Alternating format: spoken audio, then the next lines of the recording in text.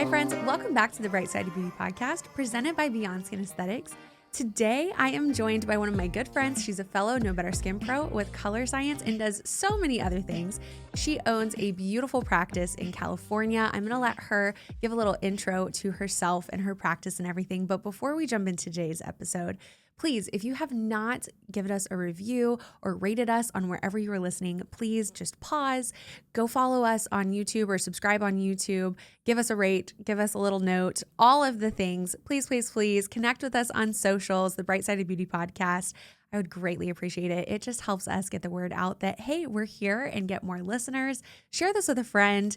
Share any episode that you love with a friend. And then, of course, connect with today's guest. We'll be dropping all of her stuff down in the show notes, as well as then at the end of the pod, you'll be able to get all of her contact info too. So without further ado, into the episode we go. Kacie, thank you so much for joining me today on the Bright Side of Beauty podcast. Today's guest is Kacie Avey. Tailored Aesthetics is your practice. Welcome. Thank you so much for having me. I'm so excited to be here. I'm excited for today's conversation because I feel like I could talk to you about 5 million different things, but we're going to try to get all the good stuff out of today's episode. Before we start talking shop a little bit more, let's talk about you. Let's talk about your practice. How did you get into aesthetics? So I got into aesthetics, well, if we're going to go way back, actually, in high school, I had dreams of being a dermatologist. Skin was always really interesting to me. And at that young age, I thought I was going to medical school, but that shifted, obviously, as I got older. So right out of high school, I became a licensed esthetician so that I could go to, so I could start being hands-on as I was, finishing college.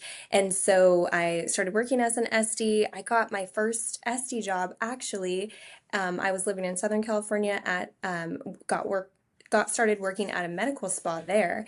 And that's when I learned about medical aesthetics. And that's how I started getting mentored by a doctor and a nurse practitioner, actually, who, thanks to them, thank you, Dr. Diamond, saw something in me and encouraged me to go to school to become an aesthetic nurse. So I'm kind of back when I was going to nursing school, I said I'm going to school to do Botox just so that people understood what I was saying. And I was like the laughing stock of nursing school because that just didn't really seem really prevalent at the time. But that is how I got into this field. So I knew right away that that's what I wanted to do. I love that. How did you decide that you wanted to be a business owner? Well, so my dad is an entrepreneur, and kind of at a young age, I really had, I showed a lot of independence. I'll just say that. I am like a bit of a rebel, so I like to do things the way that I like to do things. And, working is no different. So as soon as I started working in the workforce in general, whatever job that was throughout my whole job history, I always felt like I wanted my ideas to be heard. I liked things to be done a certain way. I liked patients and customers to have certain experiences. And truly being a business owner is the way that you can really give the type of care and service that you want to. So it kind of felt like that was my only option. And, I think you have to have, as you know, Delaney, you have to have some sort of entrepreneurial spirit that's like innate in you that wants to do these things and wants to keep it going. So I think that if I'm honest, I think I just have that inside of me too. Yeah, not capable of doing anything other than that. You're so right. I feel like to have success as a business owner, you do have to have that entrepreneurial spirit because it will burn you out. It is not easy. I was It's going to say, harder. otherwise you won't make it. Yeah, it is. It's harder to go down that road. I think a lot of people think, oh my gosh, it would be so nice to be, my own boss or own my own business because then I wouldn't have to answer to anyone. But it actually adds a lot more pressure. You don't have a 9 to 5. You can't just clock in and clock out. It is constant, constant. Yes. Never, ever stops. It never stops. I feel like there is no true balance either. It really does. Like your life almost has to become fluid. I would say as a business owner, that's absolutely true. I think taking it a step further, for those of you that don't know, I brought my husband into my practice 2.5 years ago, and we just celebrated our 5-year anniversary of having Tailored Aesthetics, and Cody has been with us the past few years, and that has brought another dynamic because normally, when you go home, you're still, as the business owner, you're still thinking about, you know, your work, what needs to be done, getting back to emails, getting back to DMs, managing your all of your correspondence, and then when you end up having your work partner at home, there's really no turning off. It's very that's something that when I started Tailored Aesthetics, that wasn't necessarily a part of what we dealt with, but it's very much now, it's that constant reminder of you never turn your brain off and you always have somebody to bounce ideas off of. Are there moments where you almost want like a moment of peace to not think about work and Cody will bring something up because it comes to his mind or vice versa, where like maybe he's just like chilling and you're like, okay, but I just had this idea.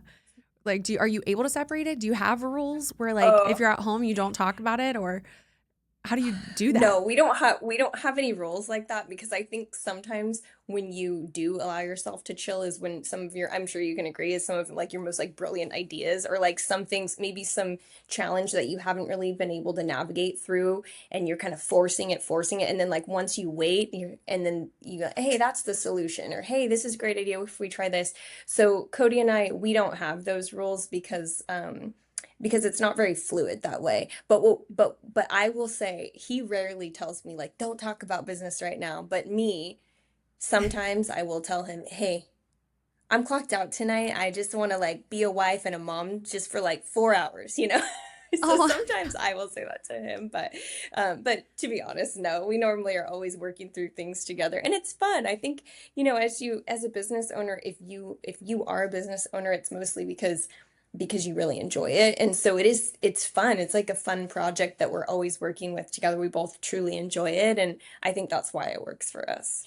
it absolutely does. That is, there's so many pieces to that. I feel like you have to have the self awareness enough to know sometimes that you need that 4 hours so that you can Just four, function just four. the best, Like, just four, okay? That's it. Like we can start a timer if we want, but there is, I feel like sometimes knowing when you have to step away and completely compartmentalize in a way, just so that you can recharge, so that you can be present. That's so hard, especially when you have kids. How do you and Cody navigate that with business and then raising your kids as well and being present, trying to do all of the things because it's a lot to juggle?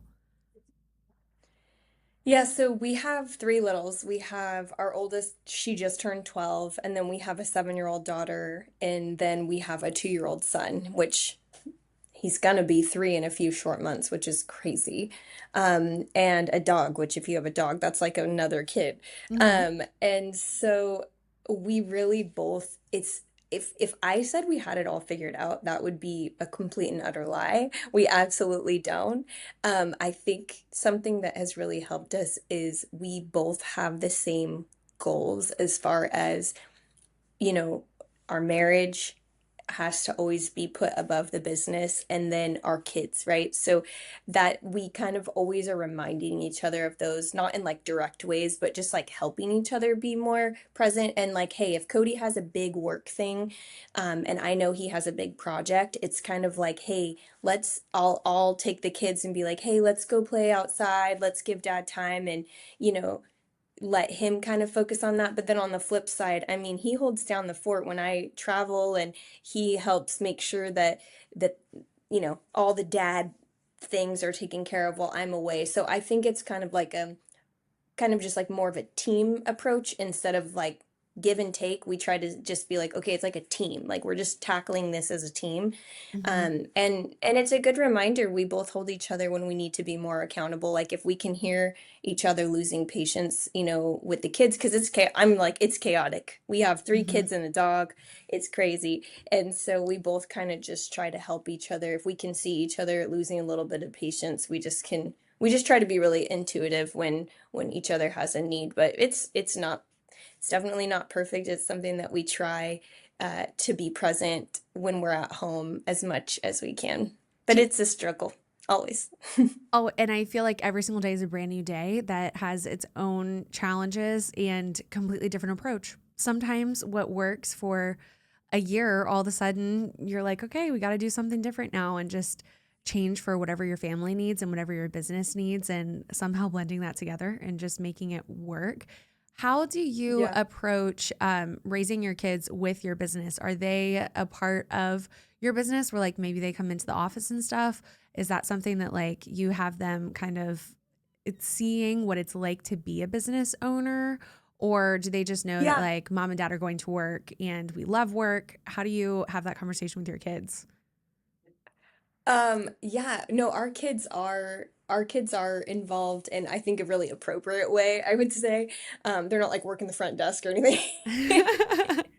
Hey, no But judgment if they yeah. were. That's how I grew up. She's I think my she's like first cheap job labor. was 13 and my mom was like, you're going to sit here and say hi to every person that walks in the door. And that's what I did. Is I just waved at everybody and then somebody would come up, but I was like manning the door. That was the welcome committee. I mean, that's beautiful. That works. I know when I was probably my daughter's age, my dad would, I didn't drive at the time obviously, and my dad every Sunday would take me to the office and I would do all of his filing and I would clean the office from top to bottom and I got paid, like a little bit of cash and then, I could see like it just gave me more of like, okay, like this is where dad is all the time and I really appreciated that. But my Yeah. kids, we moved offices last year. And so, I mean, there were days when we were at this office all day, on the weekends. And over the summer, they're here more too. But we created one of our rooms in the back. We put like a TV in there and, I put a little pack and play for my son because life happens, babysitters get sick, things, school's out and sometimes they will have to be here. And so they do see it. I think, Delaney, I was sharing with you just from, I mean, when you're traveling around, I think sometimes that's the part that my older kids, now that they're older, they know what I'm doing and why I'm leaving, and they think it's awesome, and they're proud of me. They feel really Hmm. excited about why I'm going. So I do share a little bit more now that they're older, like, hey, I'm going because of this, this, and this, and they have a greater understanding. Does that mean that they miss me less? No, but they are starting to get to that age where things make a little bit more sense. And we do like FaceTiming and all of those things to where they feel more connected. And it's as the mom, you have this matrix that you have to make sure, right? I'm sure with your son, it's like who's watching him, does he have his favorite snacks, who's taking care of the dog, Hmm. are they going to get to practice on time? Okay, my friend's going to pick her up and then drop her off at my mom's house. Like it's this full matrix of things. But I always just remind myself, which is so true, is this chapter of life is so small, right? Yeah. And as a woman, I have two daughters and a son, and I want them to know like, hey, girls can do it too. You can be a mom and you can still chase after your dreams and follow the career path that's on your heart. And so I just try, like on my hard days, that's what I just try to remember. It's, you're setting an example for your kiddos and they're watching you. They are. We're both a testament to that. As you were talking about filing and cleaning, that was that was my childhood as well. That was again my first job. So if I wasn't sitting at the front desk and just waving, I was alphabetizing and filing things and cleaning things down. And I was always with my mom. Even when I was really little, she would just get me a notebook and I would pretend like I was working, or I would create like I wanted to be a veterinarian when I was little. And so I would create like, this is what my office is going to look like. And these are the animals that I would be caring for and everything, because I saw her working. So I wanted to be a businesswoman as well. I thought that it was so cool to see what she had created and what she was running and the What conversations did your that she was mom do? having. She actually had a couple of different urgent cares around the Columbus area. So she did she staffed hospitals. She was like in medical staffing. So she would staff like the doctors into different hospitals. And then she and her business partner at the time, who's actually one of them is Dr. Malumba, who's one of our business partners now in the aesthetics practice. I was 9 when I met Dr. Malumba, and they started the urgent cares. And so from 9 That's to so cool. they sold them when I'd already left for college when they sold them. And then we started Beyond Skin Aesthetics. So I've always been in that, she started with one location and then it ended up being 3 locations, and then they sold, and now we have an aesthetics practice, and how that's different, but yet somehow coincides in cool ways. And I was always exposed to it. My dad had his own businesses as well. He was in carpentry and had a woodworking business for a while, and then would do installation. And now he works at a large restaurant manufacturing business, and he's a vice president. And to see his trajectory of his career, but then also my mom's, and how they're both so self-made with that entrepreneurial spirit. I saw that from, basically birth. They were hustling, and I never felt like I missed out on it because they brought me along in appropriate ways. So each age Right. I was involved a little bit more, or I got to see different things, or they would let me overhear certain conversations. And that's something that I try to keep in mind too with Easton now. Obviously he's 8 months old, but Baby. he's a baby, but from the time that I was still on maternity leave and taking him into the office for whatever it may be, whether it was packaging up things and taking it to the post office just because that is what I do, or whatever it may be, he's always been along. And it's crazy now. Actually, this is a sideways but yet parallel story with this. I took him to the pediatrician a couple of weeks ago, and she called him a lazy slug. And I was like, okay, can we call him a potato or something instead? And like, slugs are so gross. But her point was he wasn't moving around a lot. He was just like, every time that I take him to the pediatrician, he sits and he looks at her. And if she moves him around, and if she sits him somewhere, he'll sit there and he'll smile at her, but he doesn't squirm around. He doesn't scream or cry or do anything. He's honestly, for 8 months old, very well behaved. And I know, knock on wood, that's not going to be like that for forever. But we had to, when she said that, I explained to her, well, actually at home, he does all these things. And she said, oh my gosh, okay, I didn't realize it, because every time I see him, he's so sedentary. I didn't realize that he was that active. But it's because he's used to coming into the office, and he's learned, even at such a young age, that if we're towards the lobby, he is smiling and he can babble and talk to the patients or whoever's walking by. But there's a certain level, and there's a certain energy level in our office. But then when we're in, we also have a dedicated room. I call it the daycare part of our office. And people are like, you have a daycare in here? And I'm like, no, just for my son. But I have a pack and play. I have a little bouncer and everything for him. And when we're back there, he knows it is game on. He can roll around. He can jump around. He can do whatever, he can make whatever noise he wants. He loves to sing already. So I'll play music and stuff, and it is just game on. But then if we're in one of the treatment rooms, he is okay, we're sitting here. I'm just going to watch and take everything in. And so he does that. When we go to the pediatrician's office, he does that in restaurants. But from the time that I had him, he has always been at my side, going everywhere. And he's already adapted to that, and you can see him absorb it. And it's crazy how fast kids learn, even at 8 months old. And I'm sure you've watched this with your kids too, but bringing them along for it, you're instilling that in them. Okay, I'm being a little bit dramatic, but I feel like sometimes I'm instilling that work ethic and that balance in him now. I'm setting his nervous system now. So I feel responsible for how I handle chaotic days, because he's watching everything that I do. He's along for it. So how do I balance things? When do I give him those cues of how much attention am I giving him? How much am I giving him eye contact? I try to be very conscious of that too, of how much am I staring at a screen or talking to other people, where it's almost like I'm ignoring him versus he's a part of the conversation, and being very intentional with that. And it's hard to pause and do that, but it's so cool that we have that opportunity to bring our kids along. Yeah, I think you're right. I think it's that adaptability, and I always say literally was just having this conversation with one of my girlfriends. Like I'm a type A.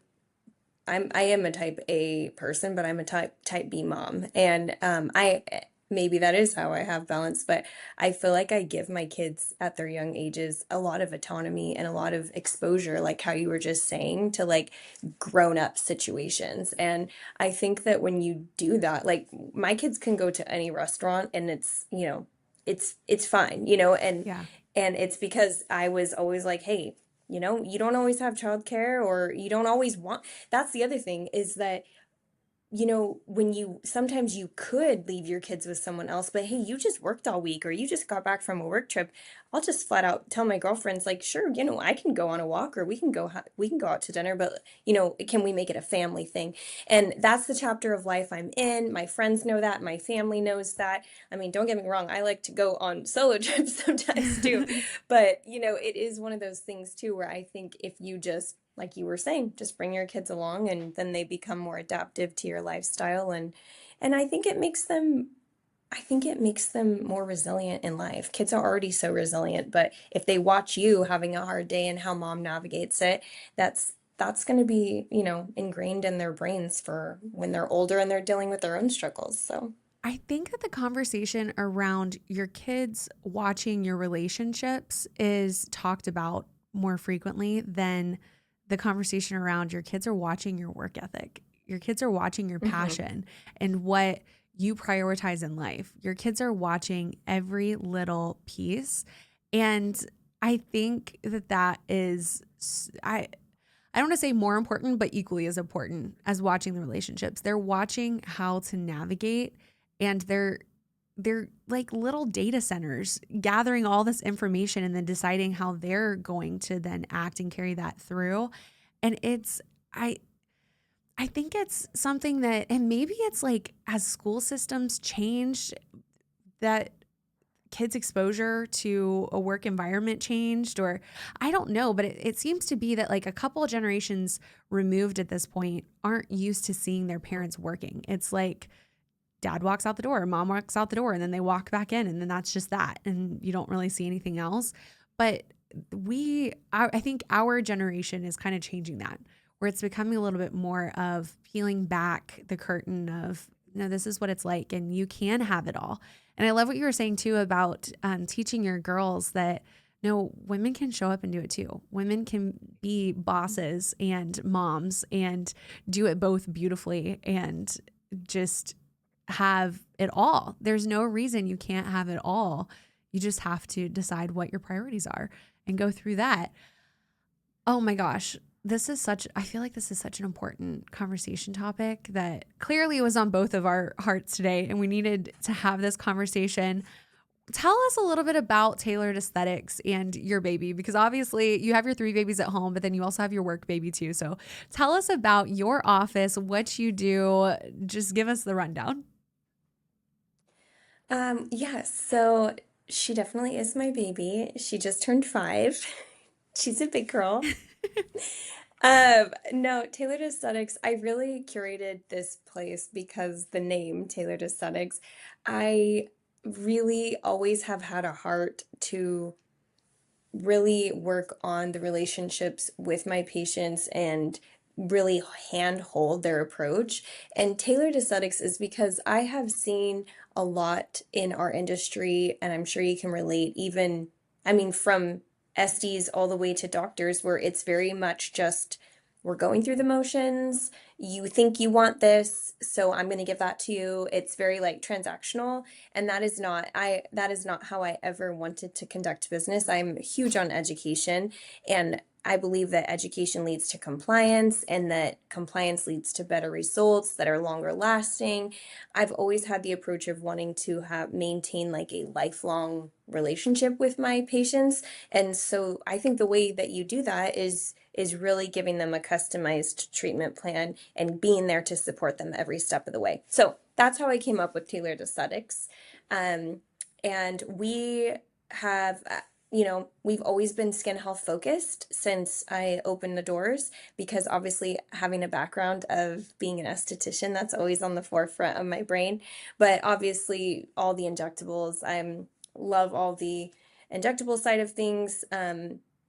So we incorporate all of that. And then some skin services, we've had microneedling, the skin pen with PRP since we opened, as well as, chemical peels, hydrofacial, and then most excitingly, recently, this summer we purchased the Jewel X Sciton, and we have now all of their modalities except the Tribrand because that just got launched. Tribrid, it just got launched like a few weeks ago, so we don't have that yet. But otherwise, we have it all. So we have been head over heels obsessed with lasers.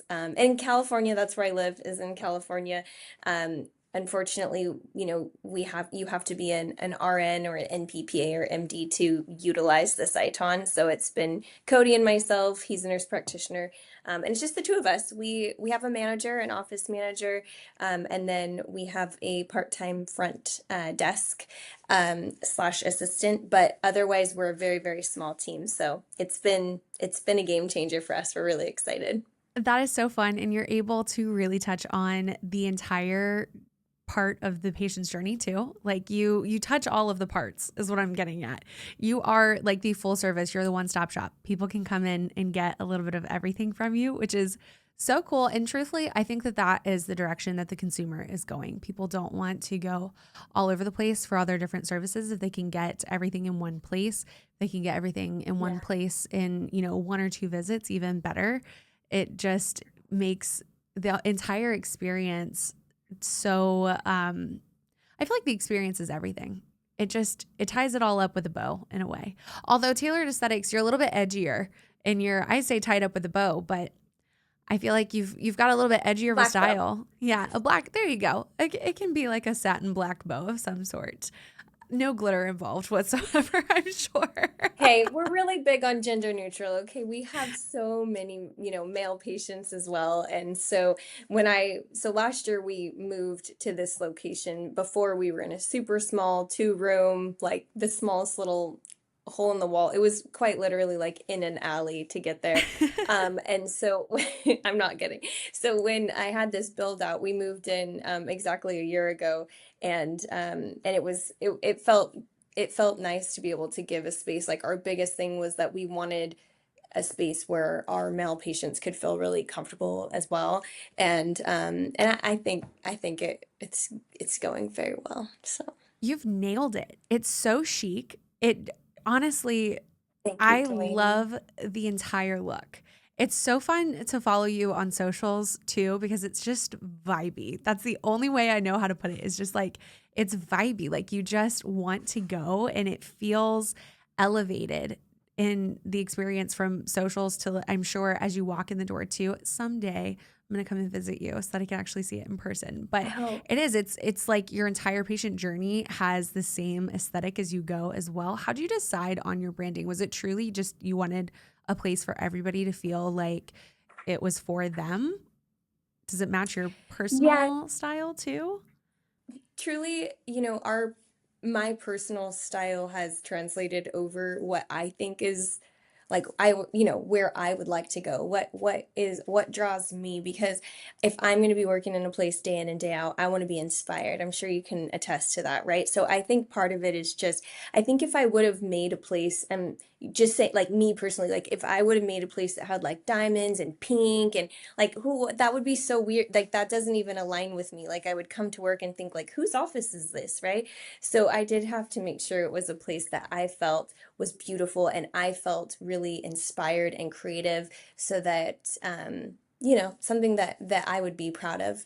And I also think with brand experimenting, right? So like when I first started Tailored Aesthetics, it's been like we're only 5 years old, and you just dial it in a little bit more each year, right? I mean, think about who you were 5 years ago and who you are today. It's gonna evolve, right? And so that's kind of the natural evolution of your personal brand. And I'm sure you and I in 5 years maybe, someplace else. But I think of doing like what feels really authentic is and not caring what people think. Like I think black is great. I like dark moody. That's my vibe. That's not everyone else's vibe, but I can appreciate places that aren't like me. And so that's kind of how I ended up just going with it. Before we had a little bit more brightness to it, but you're also subject to where you are located. Hmm. If you have a brand new spa, um, and you were given this awesome opportunity, maybe the walls are not the color that you want, and that's okay too, because when you're just kind of getting your feet sturdy on the ground, you have to work with what you have too, because you got to be smart about it. You can't go into debt just for decor. Oh, oh my gosh. I feel like that is like a say it again moment. Like you cannot go into debt over decor. It is okay for it to be a slow building process. And It's okay to have the generic things at the beginning. You just get, yes. because so I'm sure Delaney, some places I talk to some colleagues and I'm like, dang, you did that right off the gate. Like, that's amazing. But for me, I'm like, it was just me, my little laptop that I had from college, and I was just doing what was within my means. And then you build Yes. on that, right? But Yes. And humble beginnings. I think too, you don't have to have an interior designer come in and buy the most expensive things. Our entire Yeah. office is from IKEA and Amazon. And then there's a couple of local boutiques that we got some decor from that we put on, but and our front desk is off of Etsy. But that is like when people walk in, they are somewhat amazed. But I mean, even our chandelier is off of Comes Amazon. together. And it's just how you put things together and staying authentic to your vibe and your vision that you have. Yes. And you do, I talk all the time about you have to stay authentic to yourself because human nature is to find the crack. And it, if you're not living in your true authentic self, it's not going to land with the consumer. And you're also not going to attract your ideal person. There are people for all of us. There are people that want the pink rhinestones, glitter, everything. I'm just thinking like there's like the Paris Hilton of the world. Mm-hmm. And Mm-hmm. Mm-hmm. then there's more of like that darker, moody vibe. And both are okay. You're going to find your people if you're staying true to yourself. And those are going to be the people that stay with you for a lifetime and they grow and evolve with you. And I think too, it's very important to stay true to like where you are in life at the moment too, because for me, when I was getting married and sharing about my wedding, there were a lot of people that were in a very similar place. Now, having my son and stepping into being a mother, being a single mother, I have a lot of people that are in a very similar place and they relate to me because of that. And they're growing and evolving right alongside of me. And that's really cool that we're able to do that. But if you're trying to put on a face, I always say you're like starting the timer and eventually your business is going to fail because you just have a timer going and eventually you're going to get to time's out. It's not going to work. Yeah, no, honestly, I think you bring up such a good point. And to me, I think I would love to know, I know you and I are both pretty active on social media, and I think that I would love to know you personally. I always struggle a little bit with my stories, right? Because I think stories are a great place to showcase. I'm totally switching this conversation for you, No, Delaney. I'm I'm good sorry. with that. I love it. Uh, I knew this would happen talking to you. But so like, okay, so stories, I feel a little bit more comfortable showing some more of my family life. I don't know about you. I have three kids. I'm very hyper protective of my peace at home, my family, my kids. And not that I have a bazillion followers or by any means, but I do feel this kind of protective instinct with them. And then Mhm. at the same time, I feel like it's not truly authentic to just show, before and afters, my skincare routine, injectable results all day either, right?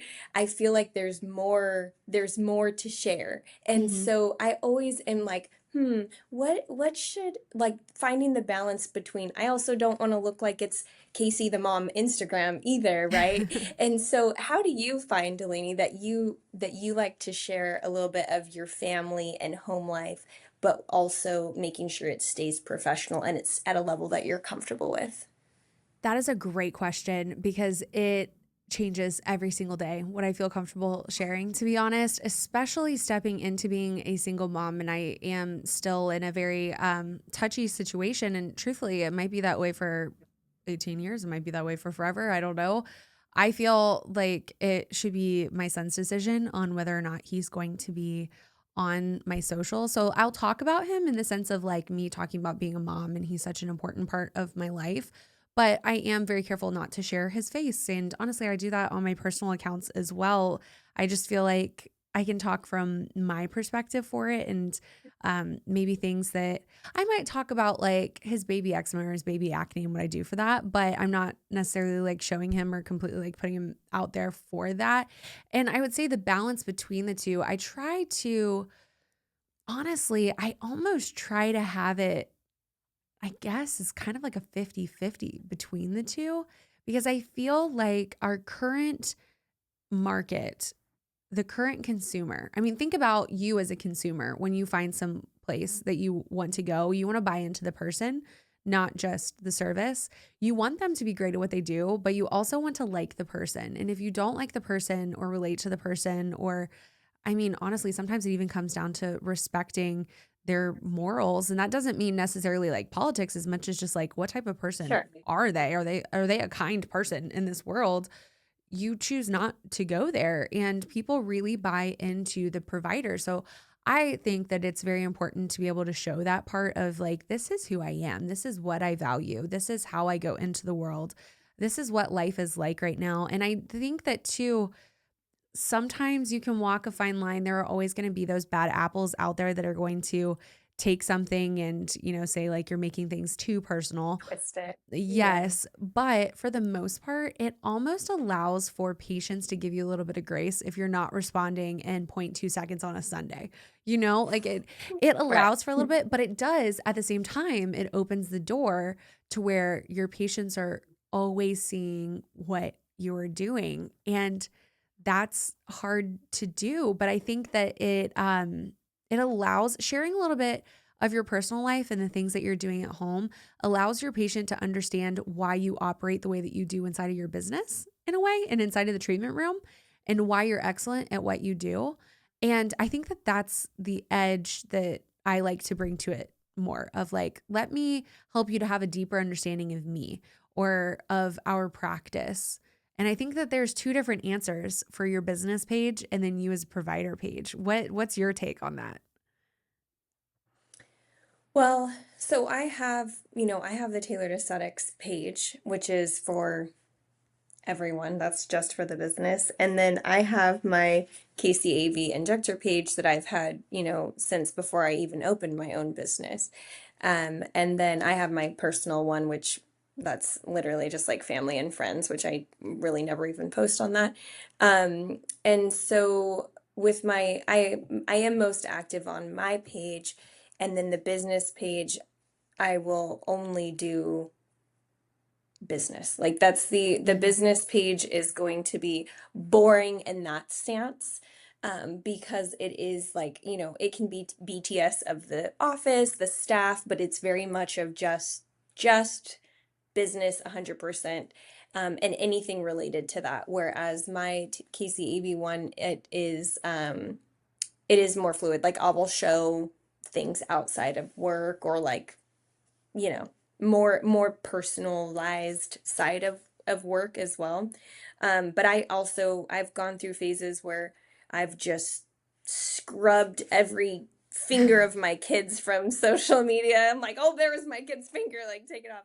Yeah. And then other times, I'll show like a quick story of me and the kids doing, my daughter's tennis match or something like that. But then I don't know, me as a person, I always get a little bit, it's always something that like with you, like it's like every day I kind of go back and forth, because it's like I want to have that relatable factor. And I love seeing my patients. Like I follow a lot of my patients on social media because I love seeing their kiddos that they're always talking to me about, or like they've been talking about going to Bora Bora, and like I actually got to see them go to Bora Bora. Yeah. Like I love connecting with them. And so I'm sure they feel the same way in a certain stance. So I try to remember that. But I it's hard to be vulnerable and share more of your personal life. I think it's always something I struggle with, but as you said, I love like you, I love looking at your stuff, but I mean, I just think it's like you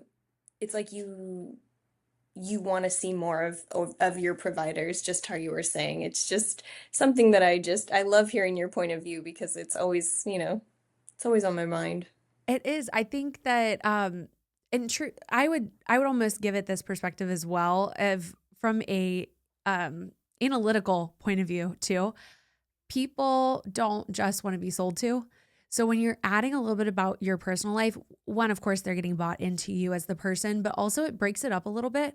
So it becomes less salesy. And I don't know about you, but I love following influencers and seeing what they're using. If I trust them and I know, like if I buy one thing from them and it's really good, I'm going to trust the five other things that they post right after it in a way, or, in the Sure, next couple yeah. of weeks. So I like to show a little bit of that too, of like, oh, this is where I'm going shopping. And this is like, I got this makeup from, I might honestly even post something from Sephora or Ulta and it's a makeup product that I'm like, you know what, this is clean and this works. And this is the sunscreen that I use with it or like, whatever it may be, but I blend it all together. Or I think, like this week I posted about my shower filter and the filter on the bathtub for my son.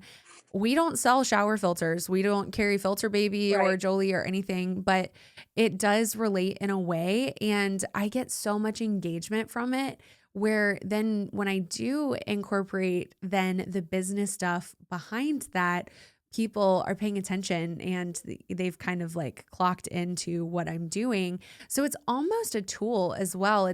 You got to think of the psychology of the person. And I always just think, what do I like to consume? And then Right. it becomes a very selfless thing of what you're sharing because you're doing it for your consumer. You're doing it for your patient, your customer. So it makes it creative too. And I think too, if I was only posting business stuff, I would get so burnt out. Whereas if I can post, I just bought this pillow for my couch and I love it. And I get it with like really pretty like sunlight hitting it or something. To me, I feel very like aesthetic and it makes me feel good. And then I see the rest of my world She's an like very beautiful. influencer. You know what I mean? Like it almost like it feeds on itself and you do like you feel like, "Ooh, I want to share this and I want to share this." And people buy into Well, it. People like it. I I think you're so right. I've often had I mean, I think if you're in this line of work, you were a creative at some point. Like I would love to Mhm. do a poll, like who was a drama kid, okay? Who liked art class? Like, you know. So I do think that there's a part of it to where it's another creative outlet. I think Mhm. that taking pictures and curating captions and curating stories and making reels and all of those things too, even though it's still tied into what we're doing because it's part of beauty and it's a part of aesthetics, it like selfishly, I think it feeds a little bit of a part of me that we don't get to necessarily do all the time, right? That's kind of our creative outlet. I don't know if you feel the same, but that's how I feel sometimes. It does. I love the fact that I get to do marketing and I get to be in the treatment room at the same time. And I laugh all the time. Right. It's so funny that you said like we should do like a poll of who loved art class or was like a drama kid because I think all the time, oh my Were you? gosh, I loved biology and I hated chemistry and all I do all day long is biology and chemistry. Or, I hated like this part of school and now it's what I do all day every day. And you Yeah, I don't hated math, but why am I doing math all the time? all the time. Like you're doing like all these conversions and like you're balancing your books and it's everything. Yes. It's crazy, but it's so accurate. You can almost see your passions in school start to come out. And I'm so excited to watch that with my son too, to see what his passions are in every Yeah. stage and then where that leads to. Because I think that it is always building. There are so many pieces of my life. And even just like I say in a past life, I worked at Disney because it's so separate of a career. Like I that can is, see that. did you not know that? Wait, you did work at Disney? I did work at Disney. I I was gonna legitimately say worked at that Disney. tracks. No, I worked guest relations at Disney. Well, I worked concierge and then I worked guest relations at Disney. And then I That's went full amazing. time into aesthetics. And I was kind of like a toss up of like, okay, these are my two dreams. Which one am I going to do? So I picked Disney straight out of college. I went full force that direction. And then 2020 came about. So, and I still had my foot into aesthetics, but it was more of like, which one am I going to do full time versus part time? And so then I ended up coming back and going full time in the family business, getting my advanced aesthetics license, and it kind of perpetuated from there. But those are two completely separate things. However, there's so many things in day to day business where I think I was trained by Disney and it gave me this edge in this situation, or even just like my communication skills. Sometimes I think, wow, okay, well, that makes sense because I was trained by Disney for that. And I'm sure we all have those little pieces of our story that builds on each other. I love knowing that part about you. How have I never known that? I mean, I think that totally makes sense, and I think that I mean that's that's amazing experience that I mean there's I'm drawing a blank of the book, but there's a book that I think says like it's basically like how to run your business like Disney, right? Like isn't that a book? Well, it's a training. I mean, people pay thousands of dollars to have Disney come into their business and train their employees to basically operate like Disney. It's the Disney way or the four keys at Disney. And I got paid to get it instead of having to pay for it. It's crazy. Brilliant. Brilliant. Maybe that was my life hack. Maybe I was like, actually, I'm going to do this first. This is my finesse. I'm going to Well, have them pay I me to learn their ways.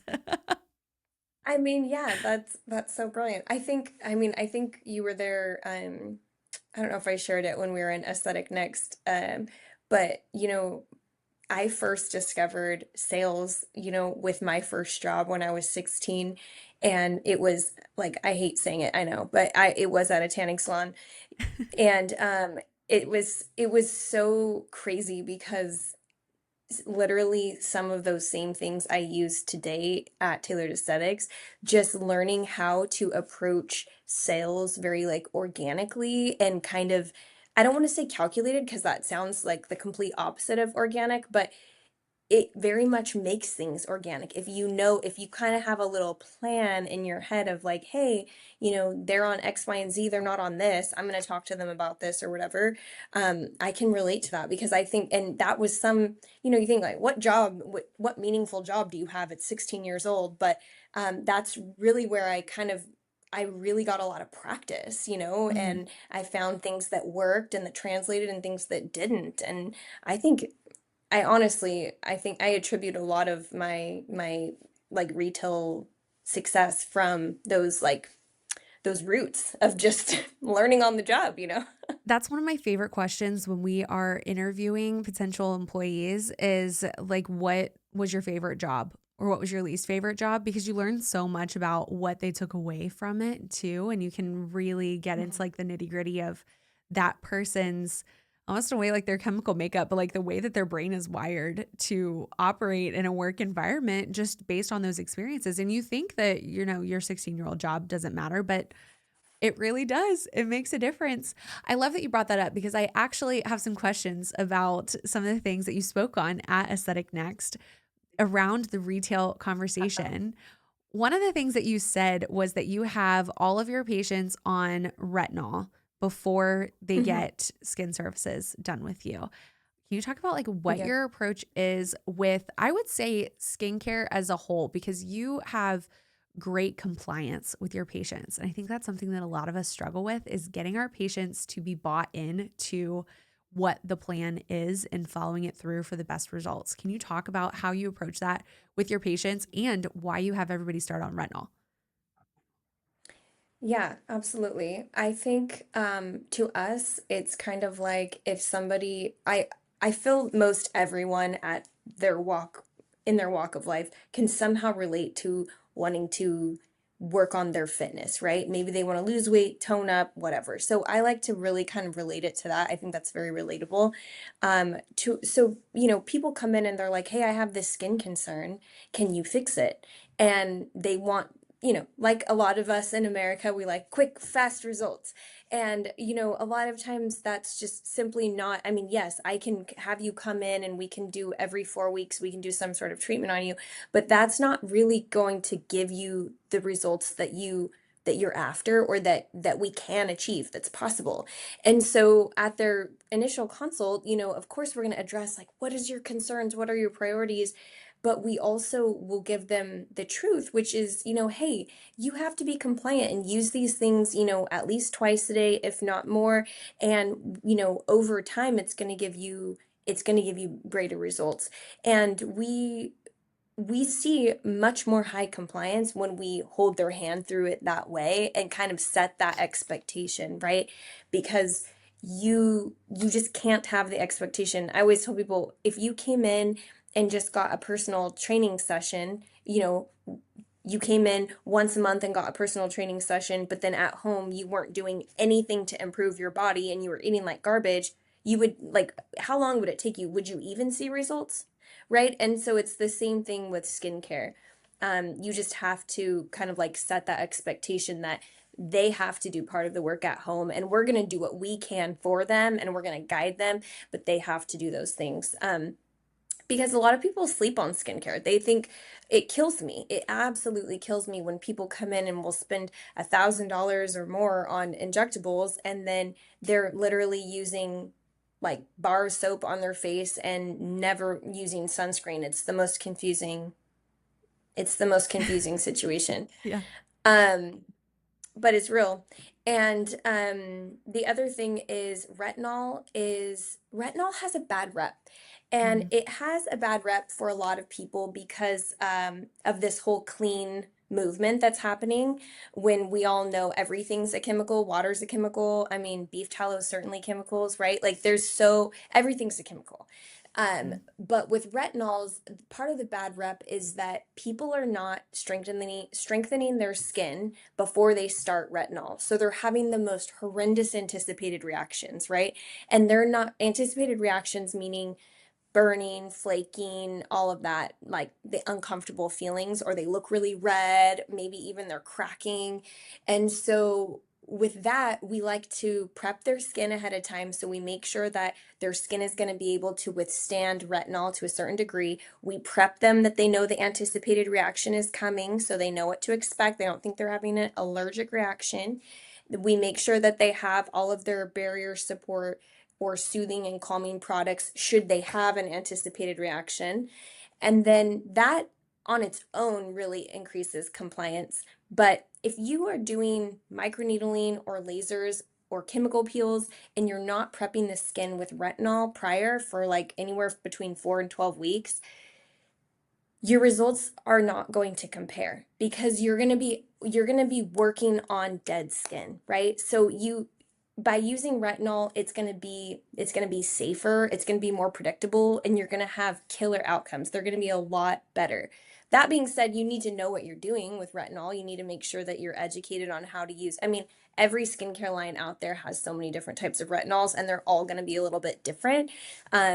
So, once you feel comfortable using them, you're really doing your patients a service by having them on retinols. Everything's going to be better, from their injectables to their skin services.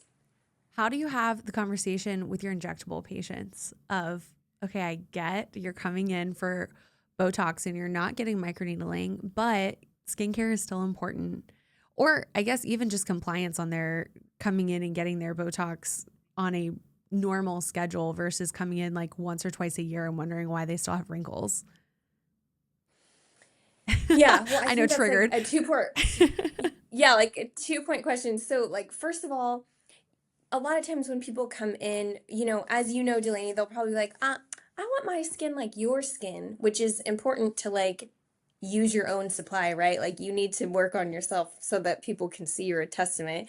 Mhm. But then it's very easy to use the metaphor of with the Botox, it's an investment, or I say Botox, but like any injectable, right? Mhm. If you're investing in these injectables, and at minimum you're not using a good cleanser, sunscreen, and retinol, like what are we doing? You're literally just, and it makes me feel bad. I'm like, hey, I'll even tell them like, hey, it's totally up to you, but I at least want to tell you my professional recommendation is, you're investing in all of this. I would recommend that we at least get you on a couple things just to help you protect your investment. And that usually translates when you talk about it like that to patients, if they're really dead set on not.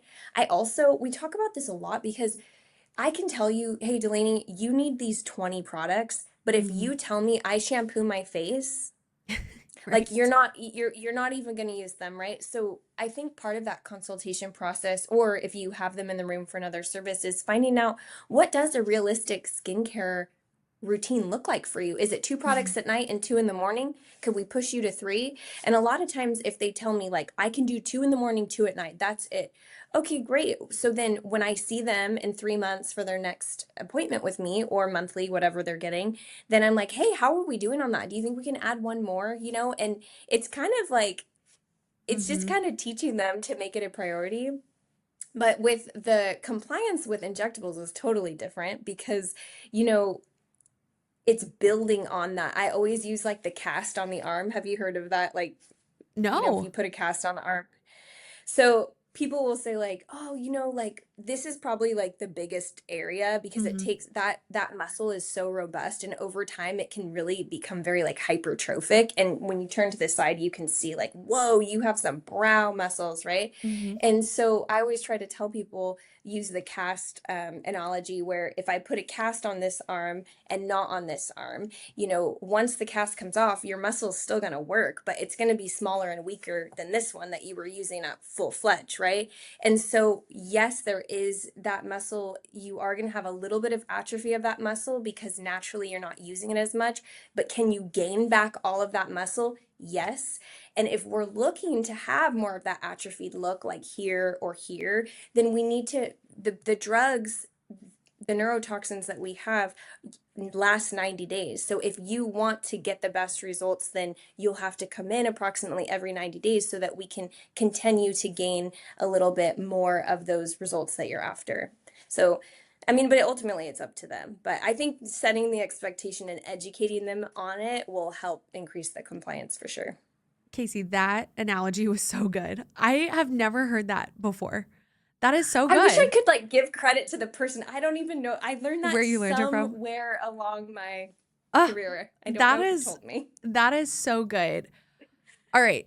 Stepping back a couple here, just to recap. So, your basic routine for somebody that's like, I can do two things in the morning, two things at night. You're saying cleanser, retinol, sunscreen, moisturizer? Are those like your what are you picking as your base? So, I mean, in theory, yes, right? But no, because I wouldn't, in theory, I would say like that's what I would want them to get up to, right? So like Mhm. I would want their routine to include all of those things, but I would never give somebody just like a cleanser and a retinol and a sunscreen because they wouldn't be able to tolerate that. So like that would be my goal, is to get them to have all of those things, but they Mhm. need this support. So when someone comes in, like I said, I'm a big ZO person, so I really follow the skin strengthening protocol. So if somebody can have, you know, if somebody's coming in and they can only do two products in the morning and two products at night, I'm going to do a cleanser, an exfoliator, a toner, and then sunscreen. So that's what I would kind of start them on, and then add, antioxidants, add, get to the point where we can get them on a retinol. But at the beginning it would be more of just the basics of exfoliating, cleansing, making sure they have a good toner, and then and a sunscreen. Those are my go-tos. I love that as something for everybody to put in their pocket to take in. So if you have somebody that is a Dove bar soap or they're shampooing their face, as you said, that is a Mhm. great place to start and kind of take it and just have that as your base. Just put it in the back of your mind. Start that conversation with your patients. You can build from there. Of course, the two of us starting with our esthetician backgrounds, we get a lot more creative. And I know when people are like, okay, what are your three basics or four basics? I'm like, that is so tough because it depends on the person. But there really are kind of like those basics for every single person universally can use certain things. And I love your list there. You're absolutely right. Starting with barrier function there, compliance in the treatment room, so important as well. I think that honestly, when you think of a tailored aesthetic for your patients, you have to pull both of those things together too. Do you just use puns with your name all the time? We do it with Beyond Skin all the time. You got to think beyond Yeah. this point. Yeah. You're thinking Honestly, of a tailored routine. sometimes I make myself sick, don't you? I know. I'm tired of myself. I wonder if everybody else is. I also, from a marketing perspective, I try to remind myself too that even though I'm the one saying things all the time, most of the time, nobody else is picking up on how many times I'm saying something. Or, I feel like I'm talking about it all day, every single day, so I shouldn't talk about it anymore. But it might be somebody else's first time seeing it. So that is, yeah, you just got to put it out there.